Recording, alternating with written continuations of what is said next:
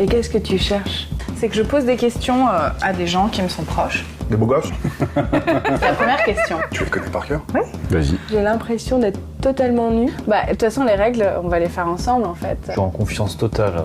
Tu m'as pas envoyé les questions avant, je l'ai préparé. C'est une sacrée question, hein. Écoute, Waouh. j'espère pouvoir répondre à tes questions de manière pertinente.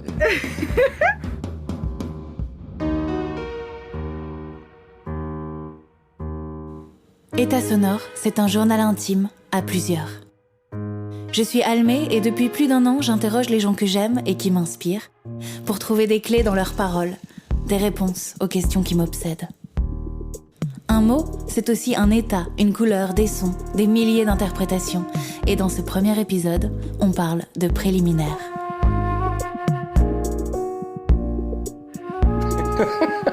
Préliminaire. Alors pour moi, ça évoque le sexe.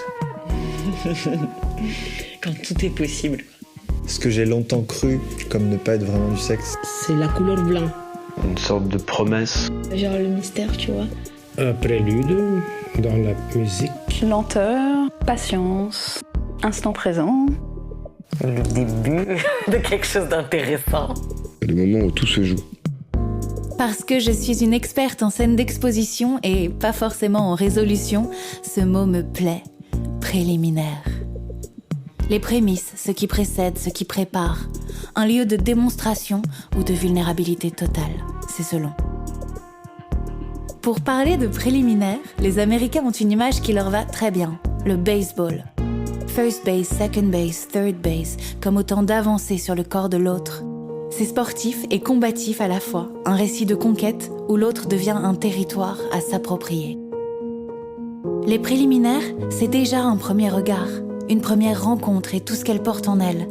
Et bien sûr, ça pose la question du désir. Comment nommer et suivre son désir? Comment oser se révéler à l'autre?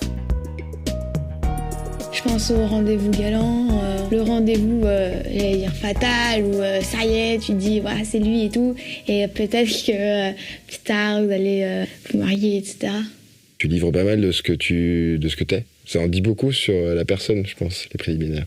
Est-ce que c'est quelqu'un qui va à droite au but, ou est-ce que c'est quelqu'un qui prend son temps? Est-ce que c'est quelqu'un d'adroit ou de maladroit?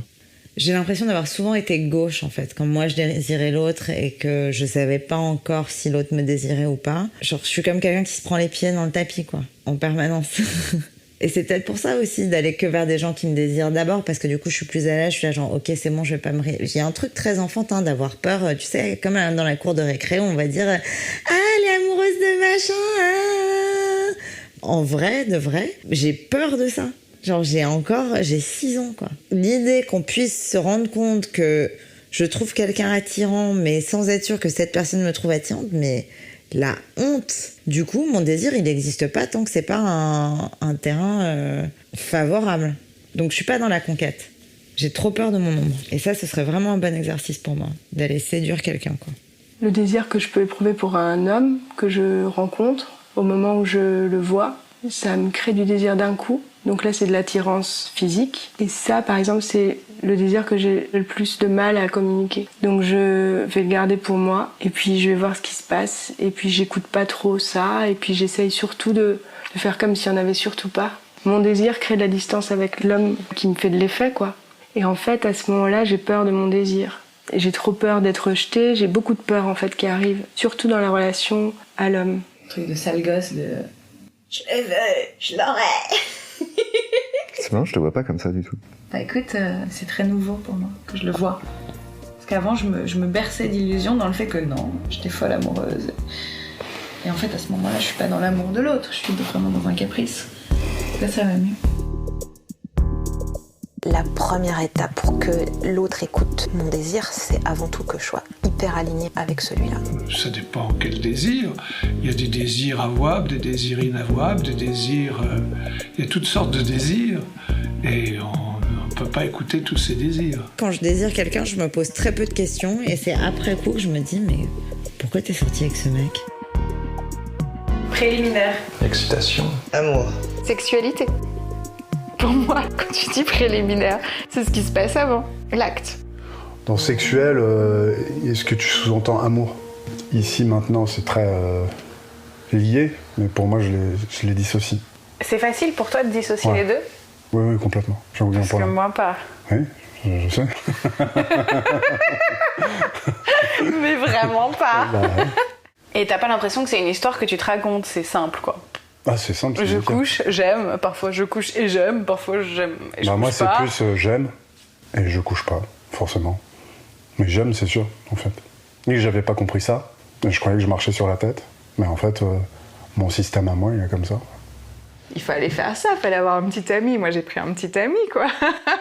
On me dit, et je prends. Les autres je les aimais pas. Non mais je les trouvais moches. Mais moches. Je me forçais un peu.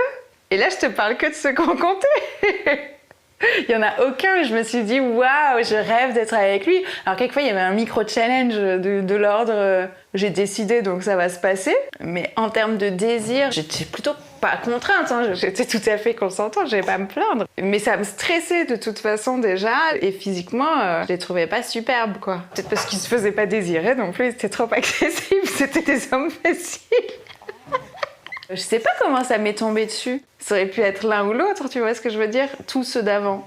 Je dis pas que j'ai subi, parce que voilà, mais j'allais pas toujours vers ce qui me correspondait le plus. J'étais pas toujours très en phase. J'étais un peu décalée par rapport à eux. Désirer quelque chose, l'identifier, ça veut dire qu'il faut agir. Et c'est ça le plus difficile. Donc en fait, ça fait du bien aussi de le cacher parce que ça évite, au-delà de se poser des questions, d'agir.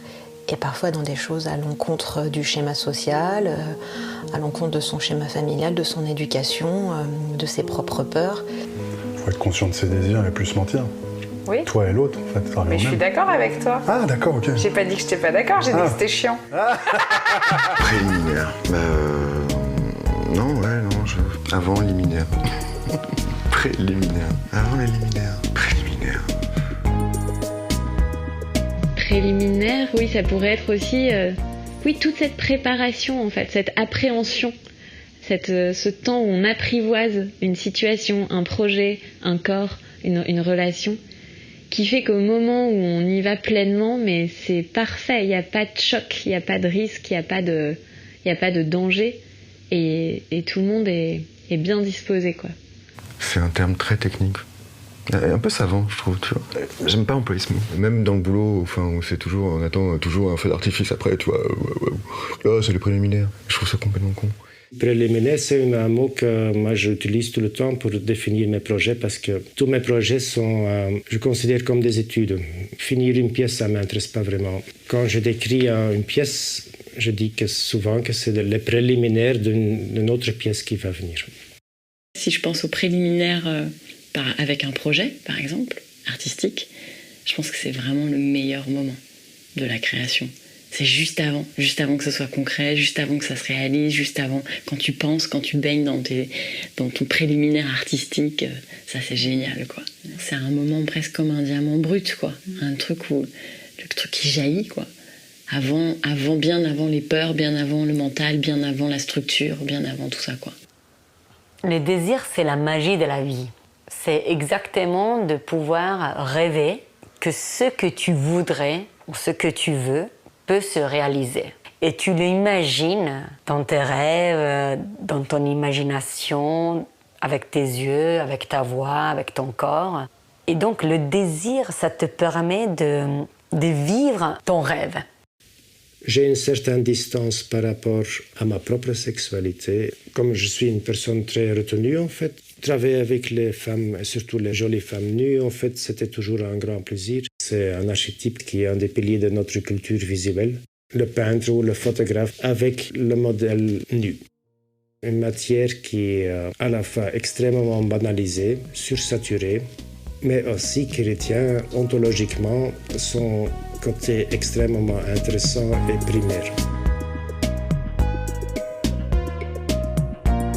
En fait, j'adore les préliminaires. C'est ce que je préfère finalement. Je dirais qu'il est horrible ce mot. Avant un événement très important, dans le bien, dans le mal, dans la jouissance ou dans le malheur. Quand je me couche, je me dis, est-ce qu'elle a envie de moi? Et chaque matin, je me répète, comme le film No Sex Last Night.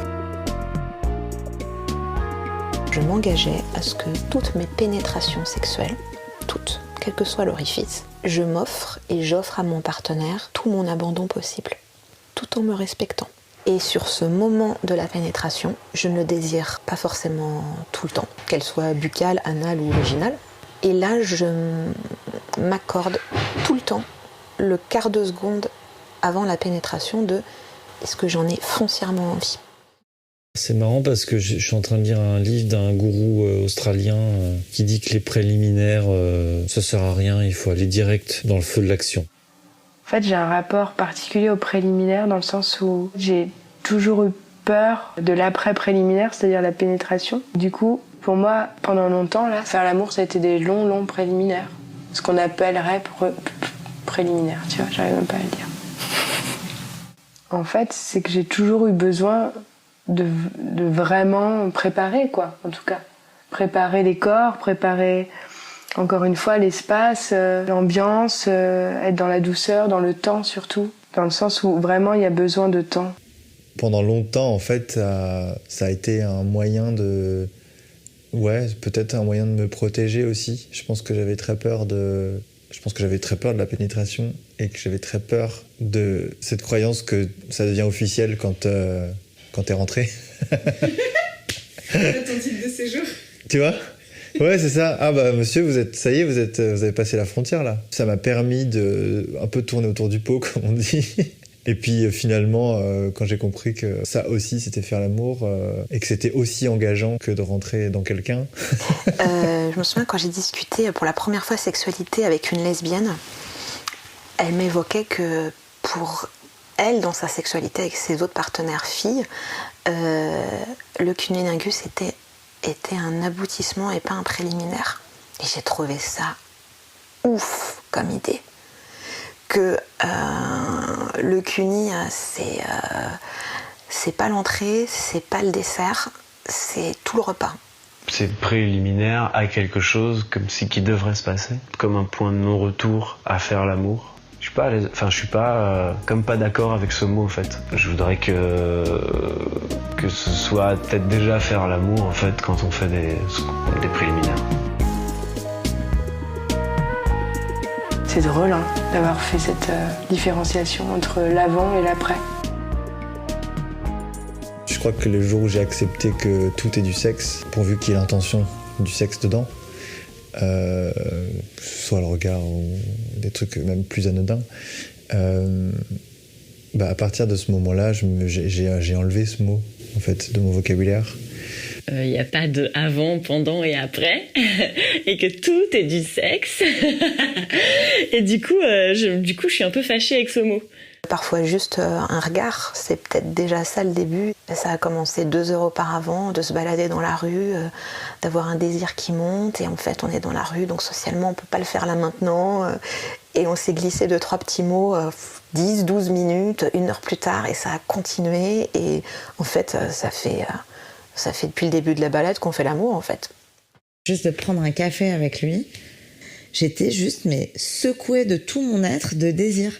J'étais traversée d'une vibration, quoi. Puis le désir, c'est comme une drogue. Quand tu penses à quelqu'un, que tu lis ses textos, qu'il te renvoie des textos, que tout est drôle, tout est formidable, tout est intelligent, tout est... T'es dans un truc de drogué. T'en veux plus, tout le temps plus. Et du coup, c'est ça, le désir qui s'amplifie à l'infini. Mais il faut qu'il y ait un point de rupture. Il faut qu'il y ait un truc de réalisation. Sinon, quoi. Ou pas. Sinon, on écrit des livres et des poèmes et c'est comme ça que la littérature existe. Mais Si je te dis que j'ai envie de toi et que tu me dis pas moi, ça passe. Si je te dis que j'ai du désir pour toi, c'est que ça existait avant et que ça existera encore après. Ce désir de faire l'amour et la force que ça peut avoir est très lié à une chose qui est très profonde, qui dépasse nos petits besoins de se faire plaisir en fait. Le désir sexuel, c'est quelque chose qui m'a beaucoup manqué et que j'ai reconnecté cette année et qui du coup j'ai l'impression emporte avec lui tous les autres désirs, quoi. Le désir de créer, le désir de vivre, le désir de peut-être de faire des enfants, enfin c'est un truc d'une force, j'ai l'impression, c'est un truc qui embarque tout, quoi. C'est un mot qui a quand même le mérite d'exister et qui peut peut-être être utilisé autrement. D'ailleurs, tu le fais, c'est pas... Toi, tu prélimines ? je prélimine dans ma vie, Ouais. bah moi je fais que ça, moi. C'est ma vie, c'est des préliminaires. Ah oui, c'est... Tu te files quoi, 70 balles à la fin? Comment ça se passe? Ah ouais, non, il n'y a que moi qui parle. Bon, tu me diras, c'est comme un thérapeute, quoi. Enfin, tu sors, t'as fait un chèque de 70 balles. Alors, le désir? Ouais, bah, je suis en galère, j'aimerais bien baiser un peu plus. Ouais, bah, super. C'était État sonore avec les voix d'Almé, Angelo, Annabelle, Anne-Sophie, Antoine, Benjamin, un autre Benjamin, Caroline, Cécile, Claire, Clément, Christina, Cyril, Elisa, Élodie, une autre Élodie, Gérard, Héloïse, Marcello, Niki, Romain, Thibaut, Timothy.